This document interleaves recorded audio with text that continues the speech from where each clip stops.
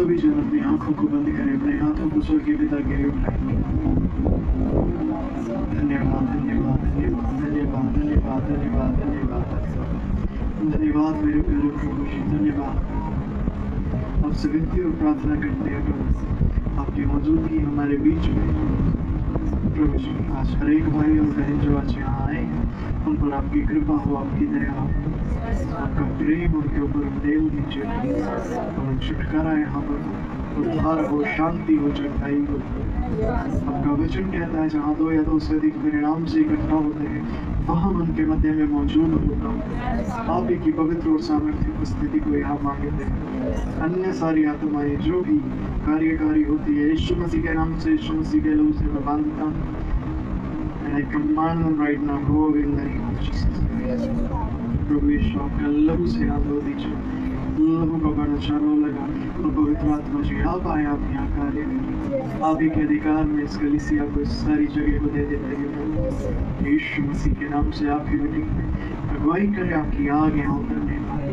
यीशु नाम में आमीन आमीन।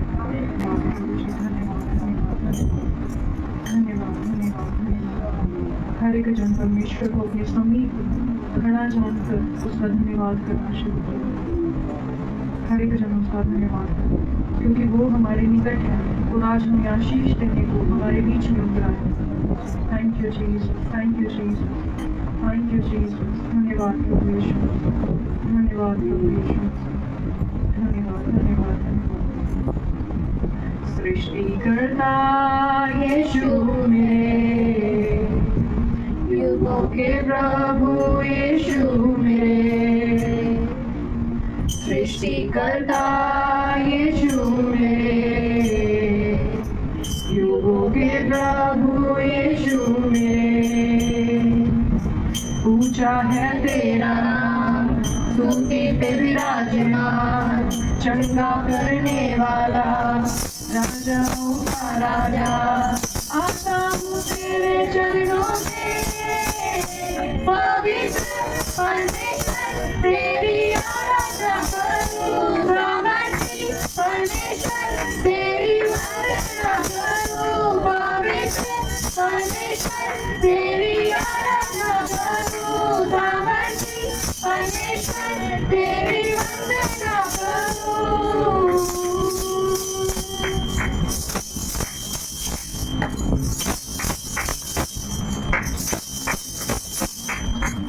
मेरा तू तेरे गले चरण था, मेरा तू आसरा मेरी चट्टान। मेरा तू तेरे गले चरण था, मेरा तू आसरा मेरी चट्टान। आदर के योग्य है तू, स्तुति के योग्य है तू, तेरी ही महिमा मैं करूं।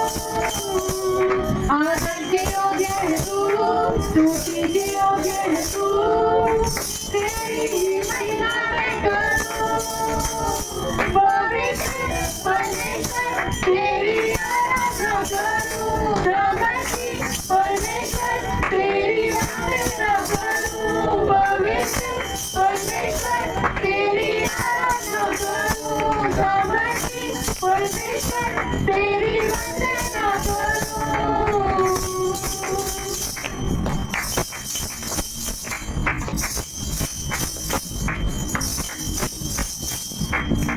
तेरी ही राहों पर मुझे चला, तेरे ही मार्गों को मुझे दिखा। तेरी ही राहों पर मुझे चला, तेरे ही मार्गों को मुझे दिखा। घोर गया हो और चढ़ाई भी हो, तू मेरे संग है सदा। घोर गया हो और चढ़ाई भी हो, तू मेरे संग है सदा। पवित्र परमेश्वर तेरी आराधना करूं,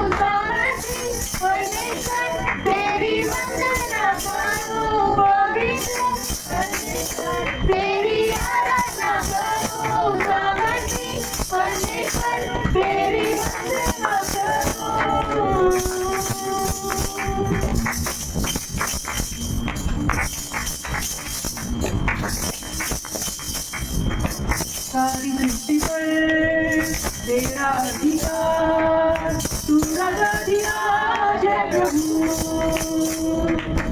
तुझसे है जमीन, तुझसे आसमां, सबे का तू मालिक प्रभु। सारी सृष्टि पर तेरा अधिकार, तू राजा दिया जय प्रभु। तुझसे है जमीन, तुझसे आसमां, सबे का तू मालिक प्रभु। करते हैं सजदा, इबादत हो तेरी सदा। करते हैं सजदा, इबादत हो तेरी सदा। हमारा जुबाने गाए, तेरा ही नाम दोहराए, यीशु तू पवित्र है। हजारों जुबाने गाए, तेरा ही नाम दोहराए, यीशु तू पवित्र है।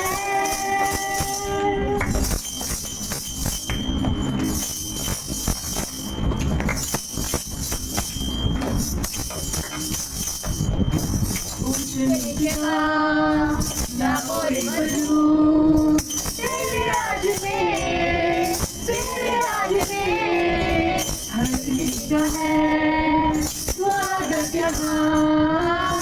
तेरे राज में, तेरे राज में करते हैं सजदा, इबादत हो तेरी सदा। करते इबादत हो तेरी सदा। हजारों जुबाने गाए, तेरा ही नाम दोहराए, यीशु तू पवित्र है। हजारों जुबाने गाए, तेरा ही नाम दोहराए, यीशु तू पवित्र है।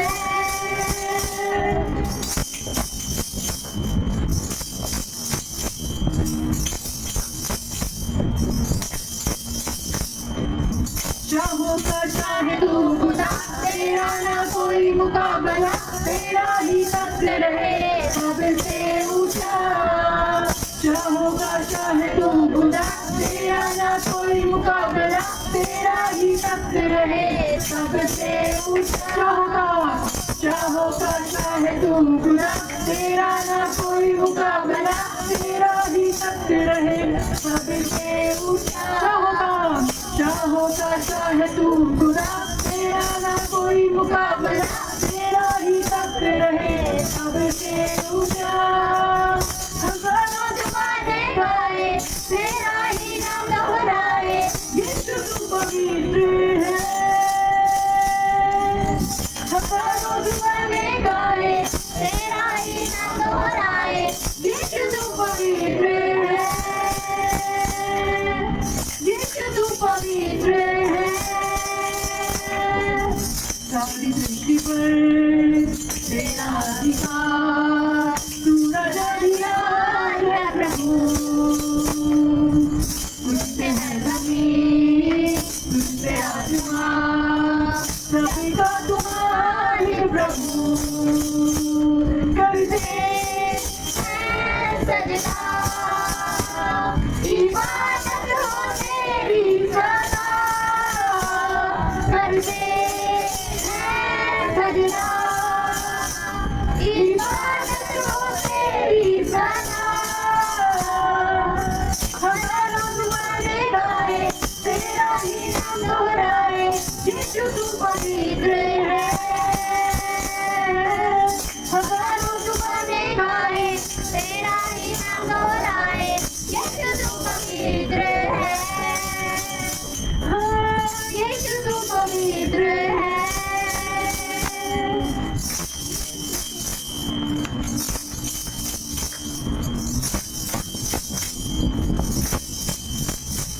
तू राज करे, तू राज राज करे, तू राज करे सारी दुनिया पे। घुटने टिके सारे घुटने टिके, हो घुटने टिके यीशु नाम के लिए। तू राज करे, तू राज करे, तू राज करे सारी दुनिया पे। घुटने टिके सारे घुटने टिके, घुटने टिके यीशु नाम के। तू राज करे, तू राज करे, तू राज करे जीवन पे, तू राज करे मेरे जीवन पे। घुटने टिके, घुटने टिके यीशु नाम। तू राज करे, तू राज करे, तू राज करे, तू राज मेरे जीवन पे। घुटने टिके, घुटने टिके, घुटने टिके यीशु नाम के लिए।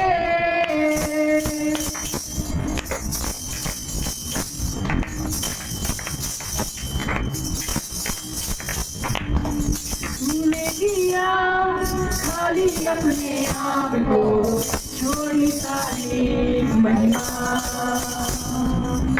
होकर खुदा किया तूने अपने आप को, बना मनुष्य समान।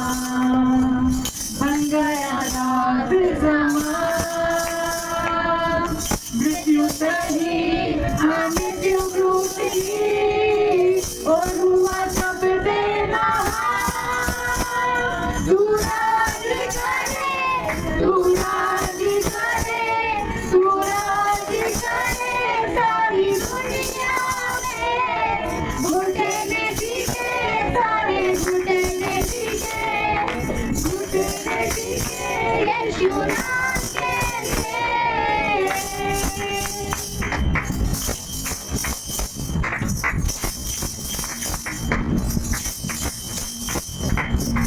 आसमानों में है तेरा सिंहासन, पराक्रमी खुदा। महिमा से अब फैले तेरा शासन, कदमों पे सारा जहां। आसमानों में है तेरा सिंहासन, पराक्रमी खुदा। महिमा से अब फैले तेरा शासन, कदमों पे सारा जहां। सजदे में बरसा बदलो हुआ निर्दोष में गुनाह, तेरा है सारा अधिकार। तू राज करे, तू राज करे, तू राज करे सारी दुनिया पे। घुटने टिके सारे घुटने टिके, घुटने टिके यीशु नाम के लिए। तू राज करे, तू राज करे, तू राज करे सारी दुनिया पे। घुटने टिके सारे घुटने टिके, घुटने टिके यीशु नाम के लिए।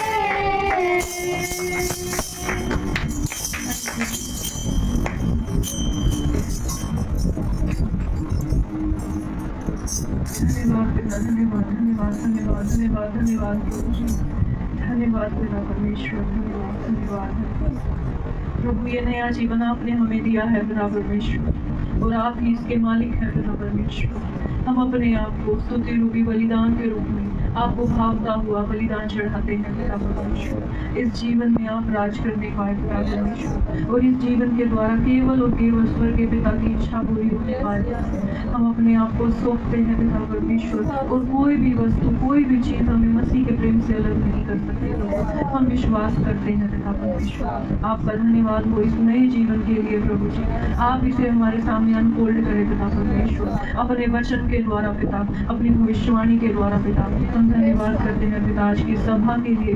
पवित्र आत्मा जी आपके अद्भुत कार्य यहाँ पर होने पाए और आपका अद्भुत वचन यहाँ पर दिया जाने पाए प्रभु, और हम चंगे होते चले जाए और उद्धार में प्रवेश करते चले जाए प्रभु। अपने याजक पर आप अपना नया अभिषेक ठहराए पिता परमेश्वर, ताकि आपकी बुद्धि आपकी समझ से और पवित्र आत्मा की सहभागिता के द्वारा प्रभु आपका जीवित वचन को हम तक पहुँचाने पाए। धन्यवाद करते हैं यीशु मसीह के नाम से इस प्रार्थना और विनती को हम मिलकर मांगते हैं, आमीन। आमीन। जय मसीह की। मेरा नाम पूर्विका और मैं बाबली गाँव से आती हूँ। मेरी गवाही कुछ टाइम पहले की है। तो ना मैं परमेश्वर के दिन ना मेरे ऊपर गुस्सा हुए, तो मैंने सोचा प्रभु जी मैंने तो ये किया ही नहीं। पास्टर जी बोले कि स्वीकार कर लो। मैं बोली प्रभु को मैं स्वीकार क्यों करूँ जब मैंने किया ही नहीं। फिर परमेश्वर ने मुझसे स्वीकार करवाया वो। जब मैंने स्वीकार किया तो थोड़े दिन में पता लगा कि मेरी गलती नहीं थी और परमेश्वर ने मुझे उससे छुड़ा दिया। प्रभु यीशु मसीह का बहुत धन्यवाद है।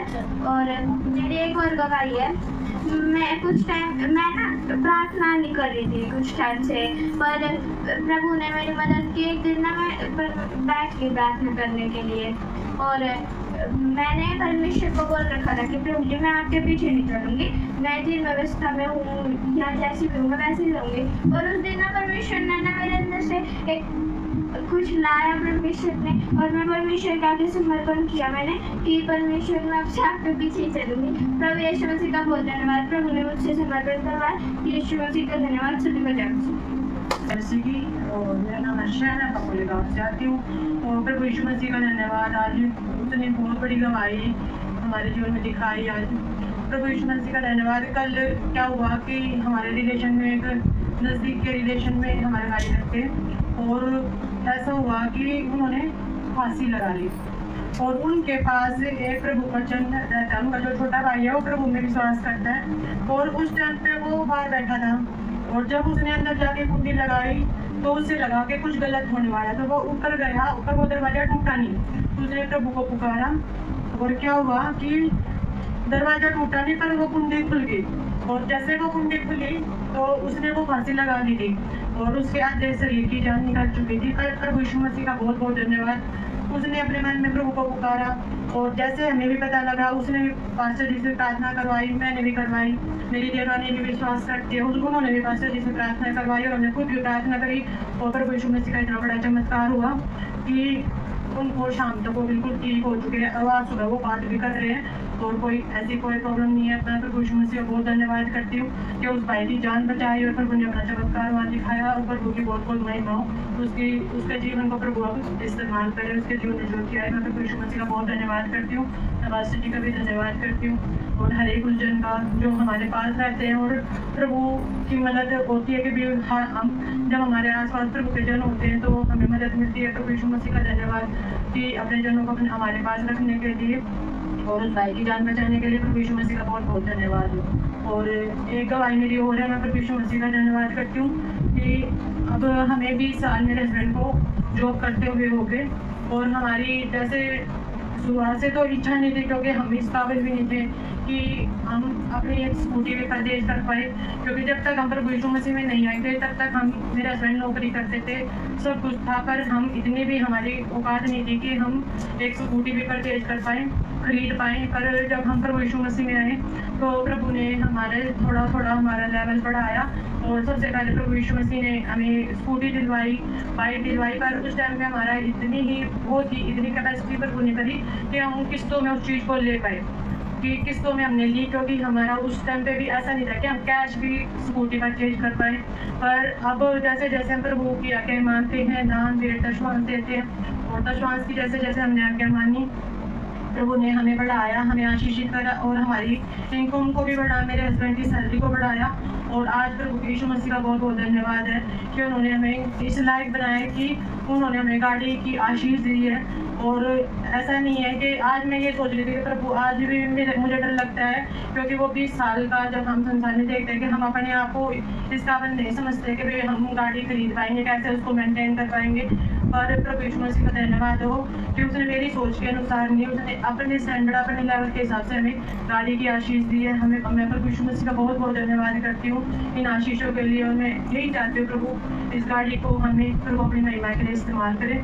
और मेरी ये गवाही और है कि अभी दो तीन दिन पहले मेरे हस्बैंड आए हुए थे, तो मास्टर जी का फ़ोन आया कि भाई सिलेंडर भरवाना है। उनके पास एक आज्ञा पहुँची और उन्होंने वो किसी और से वो आज्ञा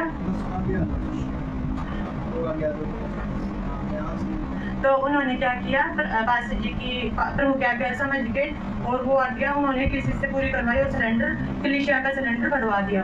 और प्रभु ने उनको बुद्धि दी और ताकत दी। और जब वो सिलेंडर भरा तो हमने क्या देखा, परमेश्वर का अनुग्रह। जो अभी हमने 2-3 दिन पहले सिलेंडर अपना भरा हुआ लगा लिया था, तो हमारा एक सिलेंडर खाली था। हम सोचते थे क्योंकि अभी हमारा सिलेंडर चलता था, हम सोच रहे थे भरवा लेंगे ना। हमने सिलेंडर बुक करवाया था ना कुछ किया था, पर हमने जब कलीसिया का काम किया, प्रभु का काम किया, तो प्रभु का अनुग्रह हुआ। हमारे घर पे मतलब हमारे घर के पास सिलेंडर की गाड़ी आई और उन्होंने हमसे खुद पूछा सिलेंडर भरवाना है, जबकि हमने सिलेंडर बुक भी नहीं करवाया हुआ था। और मेरे हस्बैंड को उन्होंने पूछा सिलेंडर भरवाना है, वो बोल रहे बुक तो नहीं करवाया, बोल रहे कॉपी लियो। वहीं पे उन्होंने सिलेंडर बुक किया और वहीं पे उन्होंने भर दिया, हमें सिलेंडर दिया। प्रभु यीशु मसीह का बहुत बहुत धन्यवाद। विपत्ति हो पर प्रभु हर चीज अपने जनों को इतनी आसानी से अवेलेबल करवाते हैं। मैं प्रभु यीशु मसीह का धन्यवाद करती हूँ इस अनुग्रह के लिए, इस प्यार के लिए, इन आशीषों के लिए। प्रभु की महिमा हो। और मैं पास्टर जी का भी धन्यवाद करती हूँ और सभी को जय मसीह। सभी को जय मसीह। मेरा नाम सुरजीत है, मैं पपुल की साथ हूँ। और मेरी गवाही कुछ दिन पहले की है। हमारे घर केयर सेल जब शुरू हुई थी तो हमारे घर भी पता नहीं कहाँ से इतने मोटे मोटे चूहे आ जाते थे और वो काफ़ी नुकसान करते थे। दिया भी काफ़ी नुकसान। और जो हमारे घर उस दिन केयर सेल हो रही थी तो सिस्टर हर्षा ने प्रार्थना की कि उनके लिए प्रार्थना की थी। आज के बाद ये इस घर में न दिखे। और मैं प्रभु यीशु मसीह का धन्यवाद करती हूँ कि हम जैसी भी इच्छा रखते हैं वैसे प्रभु हमारे लिए पूरी करते हैं हमारी इच्छाओं को, चाहे वो छोटी हो चाहे बड़ी हो। और हमें छोटी वो हमारे लिए बहुत बड़ी है, मतलब हमसे हो नहीं पाता तो जो परमेश्वर करते हैं। सभी को जय मसीह की धन्यवाद। आइए हम एक छोटी प्रार्थना करते हैं। प्यारे प्रभु जी, हम धन्यवाद करते हैं पिता परमेश्वर। प्रभु जी, यहाँ पर जो कुछ भी प्रभु बोला जाए, आपका वचन दिया जाए प्रभु, वो सब आपकी व्यवस्था में होने, उससे बाहर प्रभु जी कुछ भी हमारे मुख से ना निकलने। हमारे मनों में प्रभु जी आप ही हैं जो हमसे बात करते हैं। यहाँ पर जितने भी लोग बैठे हैं प्रभु, सबके हृदय में आप उनसे बात करें प्रभु, और जो उनके जीवन में काम होना उसे आप पूरा कीजिए। यीशु मसीह के नाम से इस प्रार्थना विनती को हम मांगते हैं, आमीन। ठीक है, तो मैं पिछले दिनों एक बात मैं आप लोगों के साथ शेयर करती हूँ, जो प्रभु ने मुझे उस विषय में थोड़ी गंभीरता दिखाई कि कहाँ पे मुझसे चूक हो रही है या कहाँ पे मैं उस बात को सीरियसली नहीं ले रही हूँ। तो वो बात थी भेंट के विषय में। कितने लोग ऐसे हैं जो कलीसिया में भेंट देते हैं, गिफ्ट देते हैं, परमेश्वर के राज्य में बोलते हैं। बहुत सारे लोगों को तो पता ही नहीं है कि हम भेंट देते हैं, उनको यही नहीं पता कि हम जो दे रहे हैं वो भेंट है। जब आप परमेश्वर के राज्य में कुछ अलग से दान दशमांश के अलावा जब आप कोई उपहार कलीसिया में लेकर आते हैं, ठीक है, अपने पास्टर जी के सामने आप लेकर आते हैं, प्रार्थना करवाते हैं, वो आपकी भेंट होती है एक तरीके की, जो आप परमेश्वर के सामने चढ़ाते हैं।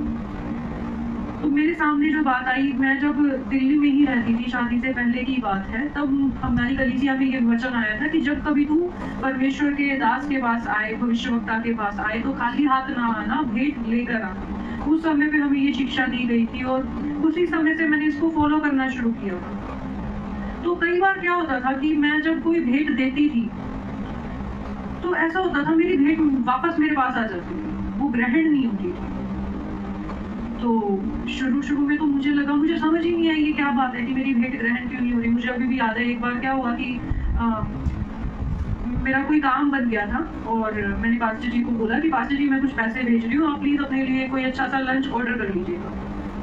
तो क्या हुआ कि पास्टर जी ने लंच ऑर्डर कर लिया, उन्होंने वो खा भी लिया, सब कुछ हो गया, पर मेरे जो वो पैसे थे जो मैंने भेजे थे उन्होंने मुझे वापस भेज दिए। तो मुझे बड़ा धक्का लगा कि ये क्या हुआ एकदम से। तो उन्होंने बोला कि आप किसी गलत की व्यवस्था में इस भेंट को दे रहे हैं, इसलिए आपकी भेंट ग्रहण नहीं हुई। तो मुझे बड़ा बुरा लगा कि अरे मैंने तो इतने दिल से दी थी, प्रभु कहाँ कमी रह गई मेरे हृदय में। 2-3 बार ऐसा ही हुआ, मैं कोई भेंट देती और मेरी भेंट वापस हो जाती। तो मैंने थोड़ा सोचना शुरू किया कि ऐसा क्या है, किस गलती की वजह से, या क्या शायद मेरा मन परमेश्वर के सामने सीधा नहीं है या कुछ तो है। तो आज हम उसी के विषय में बात करेंगे कि हम बहुत बार परमेश्वर के भवन में भेंट लेकर आते हैं, पर क्या हम इस बात को जानते हैं कि हमारी भेंट परमेश्वर को ग्रहण हो रही है या नहीं हो रही। कितने लोगों ने कभी इस बात पे विचार किया है कि जो मैं परमेश्वर के राज्य में दे रहा हूँ, जो मैं चढ़ा रहा हूँ, जो मैं लेके आ रहा हूँ, क्या परमेश्वर को वो ग्रहण योग्य है या नहीं है? क्योंकि मैं बताती हूँ, अगर आप इस बारे में नहीं सोच रहे तो मैं आपको बता देती हूँ, ये एक चिंता का विषय है। ठीक है, आप कोई भेंट लेकर आ रहे हैं, उसका प्रतिफल आपको कब मिलता है? जब वो भेंट ग्रहण होती है। समझ रहे हैं? और ये बात परमेश्वर गुप्त रीति से अपने कुछ चुने हुओं के ऊपर ही प्रकट करते हैं, जिनसे परमेश्वर प्यार करते हैं। इसीलिए आज इस बात को परमेश्वर आपके ऊपर भी प्रकट कर रहे हैं। यदि आपका मन अभी प्रभु के साथ सीधा नहीं है तो आज वो सीधा हो जाए। आमीन। ठीक है, तो जब कभी हम वेदी पे भेंट लेकर आते हैं, परमेश्वर के याजक के सामने भेंट लेकर आते हैं, ठीक है, तो हम कैसे जानेंगे कि वो भेंट सही है या नहीं? मान लीजिए कि एक बार मैंने पास्टर जी को एक शर्ट मैंने गिफ्ट की, ठीक है, अब क्या हो रहा है, मैं देख रही हूँ पास्टर जी उस शर्ट को पहन ही नहीं रहे। मैं फिर थोड़े दिन में पूछ लेती, पास्टर जी वो शर्ट आपने पहनी, वो शर्ट पहनी, ठीक है, शरीर में दिखने में हो सकता है वो टाइट हो सकता है वो लूज हो सकता है वो फिटिंग की ना हो, ठीक है, पर हुआ क्या? अल्टीमेटली वो जो भेंट मैंने दी वहां पे वो ग्रहण ही नहीं हुई। ठीक है, क्योंकि हम किस मन से उस भेंट को लेकर आते हैं वो बहुत जरूरी होता है। हमें उसका प्रतिफल तभी मिलता है। बहुत सारे लोग यहाँ पे ऐसे हैं जो परमेश्वर की वेदी पे भेंट लेकर आते हैं और अब वो इंतजार कर रहे हैं कि इसका प्रतिफल मुझे मिलेगा, पर नहीं मिलता, क्योंकि सही रीति से भेंट को नहीं चढ़ाया गया। Hallelujah, hallelujah. जब आप संसार में किसी को गिफ्ट देते हैं, मान लीजिए कि आपके घर में बच्चे हैं और आपको अपने बच्चों को गिफ्ट देना, तो आप कैसे देंगे? कैसे देंगे? कोई भी जल्दी से कोई भी जन बताए। हाँ जी, कैसे देंगे? प्यार से देंगे। देखेंगे हमारे बच्चों को क्या पसंद है, जो हम लेकर आ रहे हैं उनके लिए, देखेंगे कि वो उनके काम का है भी या नहीं है, ऐसे ही देंगे। जब हम अपने बच्चों के लिए या संसार में हम जिनको तोहफे देते हैं, उनको तोहफे देने से पहले इतनी छानबीन करते हैं, पर जब हम परमेश्वर के राज्य में कोई भेंट लेकर आते तो हम क्या करते हैं? ठीक है, जो मिला लेते हैं, सब ग्रहण है। ऐसा नहीं है, ऐसा नहीं है, सब ग्रहण नहीं होता यहाँ पे। इसीलिए हो सकता है कि आपकी भेंट में बहुत सारी जगह भूल चूक हो रही है, जिसके ऊपर आज आप ध्यान नहीं दे रहे, इसलिए आपको प्रतिफल भी नहीं मिल रहा। हालेलुया। हम एक वचन निकालेंगे जल्दी से, उत्पत्ति 4 अध्याय 5 वचन।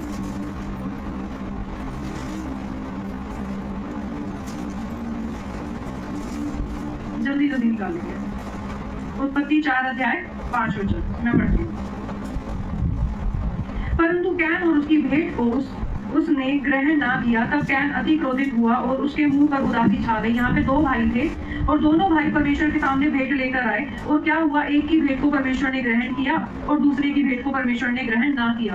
परमेश्वर ने वहां पे कैन को एक बात बोली थी कि भला होता कि तू भलाई करता और तब मेरे सामने तू वेदी पर भेंट को लेकर आता, तो क्या तेरी भेंट ग्रहण नहीं होती? 7 वचन में लिखा है, यदि तू भला करे तो क्या तेरी भेंट ग्रहण न की जाएगी? यदि तू भला ना करे तो पाप द्वार पर छिपा रहता है और उसकी लालसा तेरी ओर होगी और तुझ पर प्रभुता करनी है। हालेलुया। जब हम परमेश्वर के सामने कोई भेंट लेकर आते हैं और हमारी भेंट को ग्रहण नहीं किया जाता, ठीक है, मैं बताती हूँ कि ये आपके लिए चिंता का विषय है, क्योंकि आपके हृदय को तो उभारा गया है देने के लिए, पर जब आप देते हैं उस समय पे आप अपने इंटेंशन को भूल जाते हैं कि किस नजरिए से आप परमेश्वर को दे रहे हैं। ठीक है, किस नजरिए से परमेश्वर को दे रहे हैं। ठीक है, कई लोग क्या करते हैं, उनको भेंट देनी होती है, ठीक है 10 रुपए के 2 5 वाले बिस्कुट आ जाते हैं ना, वो लेके चलते हैं परमेश्वर के घर। मतलब सीरियसली, आप परमेश्वर को, जिसने पूरी दुनिया की रचना करी है, सब कुछ बनाया है, किस नजरिए से भेंट लेकर आ? ठीक है, दे देते हैं, खा लीजिए, ठीक है जी, एक चिप्स का पैकेट ले चलते हैं। मतलब सच में क्या परमेश्वर हमारे चिप्स का भूखा है? क्या परमेश्वर खाता है चिप्स? Hallelujah, hallelujah. तो सच में ये जानने की बहुत जरूरत है कि जब हम भेंट लेकर आ रहे हैं, हमारा नजरिया क्या है, हम किसको भेंट देने के लिए जा रहे हैं। मान लीजिए आप यहाँ पर संसार में, समाज में किसी से बहुत ज्यादा प्यार करते हैं, ठीक है, उसको आपको कभी भेंट देनी है तो आप कैसे देंगे? आप अपने पूरे जोर लगा देंगे उसको भेंट देने के लिए। Hallelujah, hallelujah. अपने से भी, मैंने किया है इस काम को, अपने से भी उत्तम बढ़कर उन्हें भेंट देंगे। मतलब मेरे जो साथ के लोग होते थे, जो कपड़े मैं कभी नहीं पहनती थी, मैंने दिए हैं ऐसे कपड़े गिफ्ट में, उत्तम से उत्तम। हालेलुया। पर जब हम परमेश्वर के सामने भेंट लेकर आ रहे हैं तो हमारा क्या नजरिया है? ठीक है, दे देते हैं। और परमेश्वर पता हमारे भेंट के विषय में क्या कहता है? जल्दी से हम निकालेंगे मलाकी की पुस्तक 1 अध्याय 12 से 14 वचन।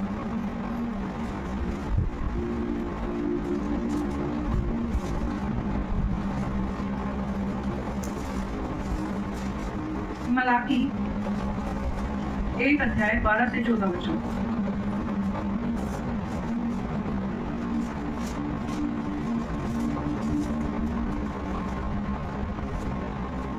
पुराने समय में ऐसा होता था कि वेदी पे भेंट चढ़ाई जाती थी। अब जी हम तो पास्टर जी को देते हैं, हम तो सिस्टर जी को देते हैं, हम तो इन सेवकों को देते हैं, उन सेवकों को देते हैं, क्या जरूरत है देने की? समझिए, नए नियम के अनुसार हम परमेश्वर की बेटी हैं। अपने पड़ोसी को कहिए, मैं परमेश्वर की बेटी हूँ। और इस वेदी पे, बोलिए बोलिए, इस वेदी पे जो कुछ भी चढ़ाया जाए वो उत्तम होना चाहिए। Hallelujah, hallelujah. आइए हम पढ़ते हैं मलाकी 1 का 12 से 14। यहाँ पे लिखा है, परंतु तुम लोग उसको यह कहकर अपवित्र ठहराते हो कि यहोवा की मेज अशुद्ध है, और जो भोजन वस्तु उस पर से मिलती है वह भी तुच्छ है। फिर तुम यह भी कहते हो, यह कैसा बड़ा उपद्रव है। सेनाओं के यहोवा का यह वचन है, तुमने उस भोजन वस्तु के प्रति नाक भो सिकोड़े और अत्याचार से प्राप्त किए हुए और लंगड़े और रोगी पशु की भेंट ले आते हो। क्या मैं ऐसी भेंट तुम्हारे हाथ से ग्रहण करूं? हालेलुया। ये लंगड़े और रोगी पशु क्या है? ये हमारी वो मानसिकता है जिसके द्वारा हम परमेश्वर के भवन में भेंट लेकर आते हैं। मानसिकता कैसी है? लंगड़ेपन वाली, अरे कुछ भी लेके चले जाते हैं, रोगी वाली मानसिकता है। हम कभी ये नहीं सोचते कि हम जो परमेश्वर के भवन में लेके जा रहे हैं, क्या वो परमेश्वर को ग्रहण योग्य है। पिछले दिनों में एक बात बताई गई थी कि आपकी भेंट छोटी है बड़ी है इससे फर्क नहीं पड़ता, पर वो व्यवस्था के अनुसार होनी चाहिए, वो यीशु मसीह नामक व्यवस्था में होनी चाहिए। Hallelujah, hallelujah. हो सकता है कई बार कोई आप बड़ी भेंट दे दो, हो सकता है कई बार आप आलू के पराठे बना के ले आओ। हालेलुया। पर वो किस हृदय से, किस मानसिकता से आप परमेश्वर के लिए लेकर जा रहे हो? एक समय वो था कि जब मैं काम करती थी, जॉब करती थी, पैसे कमाती थी, तब अपने धन से परमेश्वर के भवन में मैं भेंट लेकर आती थी। हालेलुया। उस समय पे भी मेरी कोशिश ये रहती थी कि मैं उत्तम से उत्तम चीजें लेकर आऊं, जो मैंने कभी नहीं चखी, जो मैंने कभी नहीं खाई, उससे कई गुना ज्यादा बढ़कर मैं परमेश्वर के भवन में लेकर आऊं। Hallelujah, hallelujah. अब मैं नहीं कमाती, अब मैं जॉब नहीं करती, मेरा बाहर से कोई धन आता नहीं है। अब मैं क्या करती हूँ? अब मैं परमेश्वर के भवन में रहकर जितना अच्छे तरीके से मैं परमेश्वर के दास के लिए भोजन बना सकती हूँ, जितने अच्छे हृदय के साथ बना सकती हूँ, क्योंकि परमेश्वर उस अच्छे हृदय का प्रतिफल आपको देता है कि आपने क्या दिया है। ठीक है, हम तो कुछ दे ही नहीं ना सकते परमेश्वर को, बल्कि हम उसके सामने कुछ है नहीं कि उसके लिए कुछ कर दे। Hallelujah, hallelujah. पर जरूरी ये है हम किस हृदय से परमेश्वर के सामने लेकर आते हैं। और जब आप लेकर आते हैं ना परमेश्वर के सामने, याद रखिए, हो सकता है पास्टर जी आपकी भेंट को देखे ना देखे, हो सकता है आसपास वाले आपकी भेंट को देखे या ना देखे, पर परमेश्वर जो गुप्त में है वो आपकी भेंट को, आपके नजरिए को, आपके हृदय को देखता है। हालेलुया। आपको पता है बाइबल में एक व्यक्ति था नामान कोढ़ी, ठीक है, उसको कोढ़ था, और क्या हुआ जब वो परमेश्वर के भविष्यवक्ता के पास गया चंगाई के लिए, तो वो बहुत सारे उपहार, सोना चांदी, पता नहीं क्या से क्या, कपड़े वपड़े सब कुछ लेके गया। और जब वो चंगा हो गया तो उसने बोला कि ठीक है, ये भेंट मैं परमेश्वर के भविष्यवक्ता को दे देता हूँ। आपको पता है परमेश्वर के उस जन ने उस भेंट को ग्रहण नहीं किया। पता है क्यों? क्योंकि वो ये सोच रहा था, हाँ मैं अपने धन से परमेश्वर को अमीर कर दूंगा। हालेलुया। अगर आपको चंगाई चाहिए उसके लिए टैंट्रम करने की जरूरत नहीं है, उसके लिए दिखावा ढोल बजाने की जरूरत नहीं है। परमेश्वर आपको ऐसा ही चंगा कर देगा, क्योंकि परमेश्वर दयालु है, परमेश्वर है योग्य परमेश्वर है, उसकी कृपा सब पर है, उस पर भी जो दुष्ट है, उस पर भी जो धर्मी है। हालेलुया। आपको अगर कुछ चाहिए ना तो परमेश्वर ऐसे ही दे देगा, पर यदि आप परमेश्वर का आदर करना चाहते हो तो उसके अनुसार हो, आपके अनुसार नहीं होगा, आपकी चीजों के अनुसार नहीं होगा, आपकी मानसिकता के अनुसार नहीं होगा, आपके धन के अनुसार नहीं होगा, उसके अनुसार होगा, उसके रुतबे के अनुसार होगा, उसकी हैसियत के अनुसार होगा। Hallelujah, hallelujah. तब ही हम परमेश्वर को प्रसन्न कर सकते हैं, और जब परमेश्वर हमारी भेंट से प्रसन्न होता है, हालेलुया, तो वो हमें प्रतिफल देता है। आपको बहुत गौर करने की जरूरत है इस बात पे। यदि आप कलीसिया में कुछ लेकर आ रहे हैं, आप देखिए ना, अपनी भेंट पर नजर गड़ाइए ना, क्या वो इस्तेमाल में आ रही है या 100 दिन तक ऐसे ही पड़ी हुई है। अगर वो 100 दिन तक पड़ी हुई है तो आपकी भेंट की दशा आपकी दशा है, आपका जीवन भी फिर ऐसा ही संसार में पड़ा हुआ है। Hallelujah, hallelujah. इसीलिए मुझे लगता है कि ये बात मेरे जीवन में इसने बहुत प्रभाव डाला, और प्रभु ने मुझे एक सीधा रास्ता दिखाया कि बेटी, जब कभी तू भेंट दे, जब कभी ऐसा होता है, अभी भी कभी कभी हो जाता है, जब मेरी भेंट ग्रहण नहीं होती, मुझे चिंता होने लग जाती है, प्रभु क्या हुआ, प्रभु आप मेरे से नाराज तो नहीं हो। मैं अपने चाल चलन को और अपने मार्ग को देखना शुरू करती हूँ। हालेलुया। तो मैं विश्वास करती हूँ कि इस वचन के द्वारा प्रभु ने आप सभी से बात की होगी, और अब से आप भी अपनी भेंट पर नजर गड़ाना शुरू करेंगे, अपनी भेंट को देखना शुरू करेंगे कि आप किस मनसा से, किस हृदय से परमेश्वर के राज्य में हो रहे हैं। मैं धन्यवाद करती हूँ। आइए एक छोटी प्रार्थना करते हैं। प्रभु यीशु मसीह, धन्यवाद प्रभु जी, जो वचन आपने आज यहाँ पर बोया है प्रभु, हम सब उसे स्वीकार करते हैं प्रभु, और हमारे हृदय में वो 100 गुना फल लेकर आने पाए पिता, और हमारा मन आपके प्रति प्रभु जी सीधा हो जाए प्रभु, जो कुछ भी हम आपके लिए करें वो उत्तम करने पाए प्रभु जी, हमारे मन को सीधा करिए प्रभु, हम आपकी आवाज को स्वीकार करते हैं। यीशु मसीह के नाम से इस प्रार्थना और विनती को हम मिलकर मांगते हैं, आमीन। उसका 12 अध्याय को दूसरा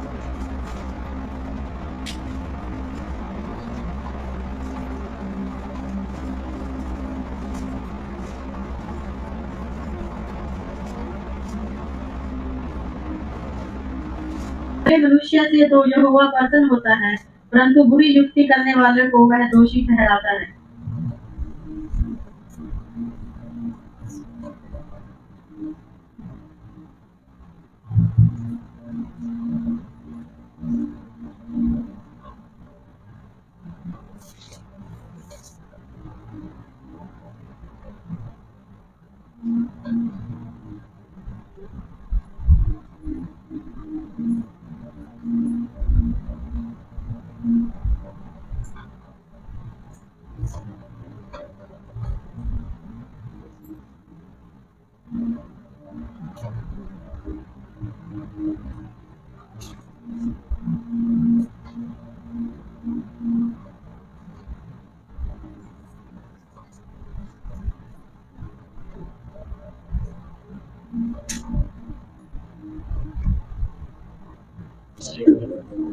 हालेलुया। आइए प्रार्थना के साथ हम आरंभ करेंगे। सभी अपनी आंखों को बंद करेंगे और अपने हाथों को स्वर्ग के पिता की ओर उठाएं। प्यारे पिता परमेश्वर, आपका धन्यवाद करते हैं, आपका शुक्रिया अदा करते हैं आज के दिन के लिए, इस समय के लिए प्रभु। आज आपके वचन से कलीसिया आशीषित हो जाए, और आपने जो बलिदान दिया है प्रभु, कि आप मारे गए, गाड़े गए और तीसरे दिन मुर्दों में से जी उठे। प्यारे प्रभु जी, आपके जी उठने के संग कलीसिया के एक एक भाई बहन भी आपके साथ जी उठे प्रभु, और वो पाप और बुराई का जीवन पीछे छूट जाए और आप में महिमावंत होकर आगे बढ़े। यीशु मसीह के नाम से आप ही आज के संदेश के द्वारा हर एक से बात कीजिए। आमीन, आमीन। ठीक है जी, आज का संदेश है, भले मनुष्य से तो यहोवा प्रसन्न होता है। ठीक है, परमेश्वर का वचन आज आपको कुछ बता रहा है भलाई और बुराई के बारे में। बाहर जो युग चल रहा है, बाहर जो दुनिया में चल रहा है, आप जानते हो वो क्या चल रहा है? वो बुरे बनने का युग चल रहा है, बुरे बनने का। बस जी, सच में, सच में। ठीक है, हर जगह आजकल बुराई को बढ़ावा दिया जा रहा है, बुराई को ऐसे दिखाया जा रहा है जैसे वो आम बात है, वो नॉर्मल चीज है, वो कोई बड़ी बात नहीं होती। बुराई बुराई तो आसान है। कैसे? अश्री, अब ध्यान दे सकते हैं, बीड़ी पीना, सिगरेट पीना, इनको आम तौर से एक आम बात माना जाता है आम भाषा में। मतलब सामान्य जिंदगी में इनको। और अगर फिल्मों में देखो, टीवी में देखो, वहां इनको स्टाइलिश तरीके से दिखाया जाता है, सिगरेट पीना, ठीक है, फिर शराब पीना कितना अच्छा दिखाया जाता है। अरे शराब पीना तो ये बड़े लोगों की खासियत है, अमीर लोग तो पीते हैं, ये है वो है। मतलब वहां पे ऐसे इस चीज को पोर्ट्रे किया जाता है। आप समझ पा रहे हैं, ठीक है। इन बुराइयों को ऐसे दिखाया जाता है जैसे ये बहुत भली चीज है, पर जिनके घरों में ये चीजें हैं वो जानते हैं कितनी भली है। वो जानते हैं क्योंकि वो देखते हैं इनके दुख कितने हैं, इनकी इनकी तकलीफें कितनी हैं, इन व्यवस्थाओं में परेशानियां कितनी हैं, कितने कलेश हैं, कितने झगड़े हैं, कितनी समस्याएं हैं जब एक व्यक्ति इस तरह की बुराइयों में पड़ जाता है। हालेलुया, हालेलुया, ठीक है। पास्टर जी, परमेश्वर हमें क्या बताते हैं कि हमें क्या करना चाहिए? बड़े ध्यान दें। ये सब जो हमारे जीवनों में हम देखते हैं, ये किस वजह से देखते हैं? बुराइयों का बढ़ना और दुनिया में बुराइयों का चाल चलन। बच्चे सीधे बैठो, सीधे बैठो, मेरी तरफ मुंह कर लो सब। हाँ, सीधे बैठो, ठीक है, और इधर ही ध्यान दो, जो मैं बता रहा हूँ उसको सुने। पाप में जब मनुष्य गिरा, तो पाप में गिरने के बाद क्या हुआ? ये बुराइयां हमारे अंदर कहीं आ गई, हमारे डीएनए में, हमारे खून में कहीं शामिल हो गई। फिर क्या होता है? किसी ना किसी परिवार में कोई ना कोई ऐसा व्यक्ति निकल आता है जो इस तरह की बुराइयों में गिरता है। कोई नशे में गिरेगा, कोई व्यभिचार में गिरेगा, कोई ड्रग्स में गिरेगा, कोई गलत काम धंधे करने लगेगा, कोई ऐसा हो जाएगा, वो नकारा हो जाएगा, वो कुछ काम धंधे करे ही नहीं, ठीक है, वो नकारा रहेगा, बेकार रहेगा, ठीक है। ये सारी बुराइयां क्या है? ये सारी बुराइयां उस पाप की वजह से हैं जो परमेश्वर से जब मनुष्य अलग हुआ तो इंसान में आ गई। यीशु मसीह ने क्या किया आप जानते हैं? यीशु मसीह ने दोबारा हमें परमेश्वर से मिलने के लिए, हमें परमेश्वर से मिलाने के लिए, कि हमारा मेल परमेश्वर से हो जाए, उसने अपनी जान क्रूस पर दी। वो मारा गया, गाड़ा गया और तीसरे दिन मुर्दों में से जी उठा।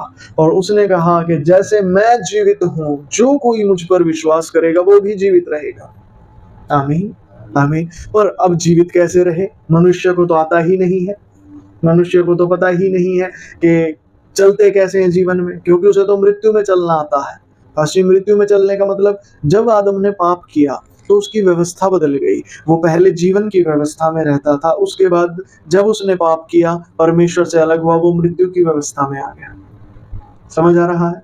कितने लोग कहते हैं जी समझ आ रहा है? ठीक है, ध्यान देके सुनिएगा, क्योंकि ये बातें जैसे जैसे आपको समझ आएगी, आपका जीवन सुलझता चला जाएगा बेटे, ठीक है। आपको पता चलेगा कि क्यों मैं इस धरती पे हूँ, क्या मेरा मकसद है यहाँ पर आने का, ठीक है। और आपके जीवन में बहुत सारी समस्याएं हल हो जाएंगी। आमीन, ठीक है। पासी, मेरी तो दिक्कत कुछ और है, तेरी जो भी दिक्कत है बेटे, जब तू इस बात को समझ जाएगा ना, तो तेरी दिक्कत को सॉल्व होने के तू बहुत नजदीक पहुंच जाएगा। आमीन। और फिर प्रभु उसे सॉल्व भी कर देंगे। Hallelujah, hallelujah. तो कितने चाहते हैं हमारी समस्या से निकल जाए हम? या नहीं चाहते हैं? चाहते हैं, ठीक है। जो चाहते हैं ध्यान से सुनिएगा, ठीक है। तो क्या हुआ वहां पे, जब मृत्यु की व्यवस्था में हम आ गए, तो अब जितने काम हमने किए, जितने काम हम इतने समय से सीखते आ रहे हैं आदम से अब तक, वो सारे बुरे हैं, ठीक है। जो भी काम हमें करने आते हैं वो बुराई के हैं। हमें क्या आता है? माँ बाप कुछ बोले, हमें उल्टा बोलना आता है, ठीक है। और बड़े शान से उल्टा बोलते हैं, बड़े शान से तरह के, अरे देखो हम तो उल्टा बोलना आता है। सच है ये बात, तो बड़ी शान से उल्टा बोलते हैं, अरे अच्छी बात है, तो तरह के जवाब उल्टा दे देते हैं, झूठ बोलते हैं समझ के, अरे देख मेरे को तो झूठ बोलना था। ऐसा समझते हैं हम कि हमारी कोई काबिलियत है ये। एक्चुअली वो हमारी काबिलियत नहीं है, वो हमारी, कैसे कहें, वो बुराई है, वो घृणित बात है, समझ रहे हैं। पर जब हम परमेश्वर से मसीह यीशु में मिल जाते हैं, ठीक है, मसीह यीशु में जब कोई व्यक्ति विश्वास करता है, वो परमेश्वर से जुड़ जाता है। अब परमेश्वर की तरफ से भलाइयां बहने लगती हैं एक मनुष्य के जीवन में। वो बीमार होता है तो चंगा होने लगता है, वो दिक्कतों में होता है तो शांति में आने लगता है, दिक्कतें सॉल्व होने लगती हैं। वो आशीषों की कमी में जी रहा होता है, उसके जीवन में आशीषें खुलने लग जाती हैं। आमीन। जब मसीह यीशु में आता है, अब यहाँ दिक्कत कहाँ आती है? दिक्कत कहाँ आती है? दिक्कत आती है एक मनुष्य का जो ब्रेन होता है, जो दिमाग होता है, वो इतने सालों से बुराई ही करता आ रहा है, बुराई ही देखता आ रहा है, बुराई ही सीखता आ रहा है। उसे बीमारियों में ही रहना आता है, उसने वही सीखा है, उसने वही किया है, उसे वही आता, उसे कर्जे में रहना आता है, उसे कर्जे लेने आते हैं, फिर कर्जों से कैसे भागना है उसे वो आता है, उसे कर्जा मुक्त जीना कैसे है वो आता ही नहीं है। समझ पा रहे हैं? उसे भलाइयों को लेना कैसे है, भलाइयों में जीना कैसे है, वो उसे आता ही नहीं है। और इस काम में हमारी मदद करता है परमेश्वर का वचन, पवित्र शास्त्र। ये वचन हमारी मदद करता है। यहाँ इस वचन में जो बातें लिखी हैं वो शिक्षात्मक तौर से लिखी हैं, वो परमेश्वर की ओर से दी गई वो शिक्षा है जिससे एक मनुष्य भलाई में जीना सीख जाता है कि भलाई में जिए कैसे। हालेलुया। पास्टर जी ये समझ नहीं आ रहा। अच्छा एक उदाहरण देता हूं, फिर उससे आप समझ जाएंगे। एक बार एक व्यक्ति ना भूखा था, वो किसी बाग के बाहर खड़ा था, सेब का बड़ा बाग था, बगीचा था। वहां माली उस समय वहीं पे था। माली ने क्या किया, उसे एक सेब तोड़ के दे दिया। वो खुश हो गया, उसने खाया, उसका पेट भर गया, वो चला गया। अगले दिन फिर यही हुआ। ऐसा ही कुछ दिन तक होता गया। माली हर रोज उसे सेब दे देता था, वो भी खुश होकर चला जाता था। एक दिन वहां पे ना मालिक आया। मालिक ने देखा ये क्या हो रहा है। मालिक ने उस व्यक्ति को अपने पास बुलाया, उससे पूछा आप क्या करते हैं। वो कहता जी कुछ नहीं करता, मैं तो भूखा मरता हूँ, सब जगह जाके खड़ा हो जाता हूँ, सबसे मांगने की पानी की आशा करता हूँ, कोई देता नहीं, आपका माली दे देता है, तो इसीलिए फिर मैं यहाँ पे आके ले लेता हूँ। वो कहता है कि आप कोई काम नहीं करते। वो कहता नहीं कोई काम मुझे आता ही नहीं करना। वो मालिक कहता है चल तू एक काम कर, तू खेत के अंदर आ जा और जो ये मेरा माली करता है इसे करते हुए देख। ठीक है, जो मेरा माली कर रहा है इसे करते हुए देख, इस काम को करते हुए देखता है। देखते देखते वो सीखने लगता है एक दो दिन में। अब मालिक आता है 2-4 दिन बाद और वो कहता है कि भाई खाना वाना खाया। वो कहता जी खा लिया। वो कहता क्या क्या कर सकता है तो। वो कहता जी ये भी आ गया काम, ये भी आ गया, ये भी आ गया। उन्होंने कहा चल करना शुरू कर, और जब तू काम करेगा तो मैं तुझे तनख्वाह में इतने सेब दूंगा, इतना पैसा दूंगा, और ये चीजें तुझे मिलेंगी। अब उसके तो बल्ले बल्ले हो गए। ठीक है, वो लेने लगा, करने लगा, आनंद मनाने लगा। फिर एक दिन वो बैठ के सोच रहा मेरी पुरानी जिंदगी क्या थी, मुझे कुछ आता नहीं था, मुझे केवल बुराई करनी आती। जब खाना नहीं मिलता था उसको याद आया कि मैं किसी से छीन के खाता था, चोरी कर लेता था, किसी के घर में घुस जाता था, कोई कीमती चीज चुरा लेता था जो मार्केट में बिकती है, उसे बेच के पैसे मिलते थे तो खाता था। उसे याद आया वो समय। ठीक है, उसे ध्यान आया कि मैं कैसे बुराइयों में अपना जीवन व्यतीत करता था। वैसे ही मसीह में आने के बाद हमारी दशा होती है। यीशु मसीह में आने से पहले हम पाप और मृत्यु के लिए जीवन बिता रहे होते हैं। हम जितने भी कामों को जानते हैं वो बुराई के होते हैं, पर जब हम मसीह में आते हैं तो यीशु मसीह हमें परमेश्वर से जोड़ देते हैं और परमेश्वर हमें शिक्षा देते हैं। समझ आ रहा है? वो हमें अपने वचन से सिखाते हैं कि बेटे जिंदगी ऐसे जी जाती है, ऐसे करना शुरू करो, ऐसे मुझसे सीखना। कितने लोग सीखना चाहेंगे परमेश्वर से कि हाँ प्रभु हमें सीखना है। आमीन, हालेलुया, हालेलुया। तो परमेश्वर का वचन आज आपको कलीसिया में वही सिखा रहा है, और जैसे जैसे आप सीखते जाते हैं प्रभु यीशु का लहू साथ साथ आपको धोता चला जाता है। आपकी बीमारियां धुलने लगती हैं, आपकी तकलीफें धुलने लगती हैं, आपका मन नया होने लगता है, शांति आने लगती है, जीवन संतुलन में चलने लगता है, परमेश्वर के साथ चलने लगता है, जीवन का एक मतलब और एक मकसद आ जाता है आपको। पहले कुछ नहीं होता, पहले बस पेट भरना ही होता। ठीक है, कैसे भी करके पेट भरो भाई, जैसे भी करके दूसरे से अमीर बनो भाई, जैसे भी करके अपना घर बार चलाओ भाई। यही होता है एक व्यक्ति के आम जिंदगी में। पर जब मसीह में आप आते हैं आपको आपके जीवन का मकसद मिल जाता है।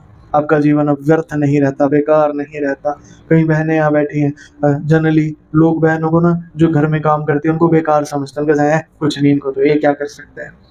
मैं आपको कुछ बताना चाहता हूँ, जब आप प्रभु यीशु मसीह से जुड़ते हैं आपका जीवन में एक मकसद आ जाता है। भले ही आप घर का काम आपको सौंपा गया है, और आप परमेश्वर को जब खोजना शुरू करते हैं आपकी कीमत बढ़ने लगेगी।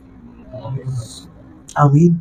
भले ही आप बाहर हैं, आपकी बाहर आप काम करते हैं, आपकी ज्यादा वैल्यू नहीं है, जो कुछ भी है आपकी वैल्यू बढ़ने लगेगी दिन प्रतिदिन, क्योंकि आप परमेश्वर उसके ज्ञान को जानते जा रहे हैं, आप उसको जानते जा रहे हैं। तो बाइबल को वचन को लेने से ये फायदा हमारे जीवन में हम देखते हैं, हम बढ़ते चले जाएंगे, हमारी वैल्यू बढ़ती चले जाएगी। आमीन। हमें बस अपने दिमाग को ट्यून करना है कि हाँ प्रभु मुझे भलाई सीखनी है। ठीक है, आज हम वचन से जो देख रहे हैं प्रभु हमें क्या बता रहे हैं, भले मनुष्य से तो यहोवा प्रसन्न होता है। अब हमें देखना है कि भला मनुष्य क्या है, क्या फायदा है भले मनुष्य होने का, क्या मिलता है भला बन के। क्योंकि जनरली बाहर दुनिया में बुराई को प्रमोट किया जा रहा है, बुरे। आजकल तो पिक्चरें फिल्में भी ऐसी बनने लगी हैं जिसमें बुरे गाने भी ऐसे बनते हैं गुंडागर्दी वाले, जिसमें जो गुंडे होते हैं वही हीरो होते हैं।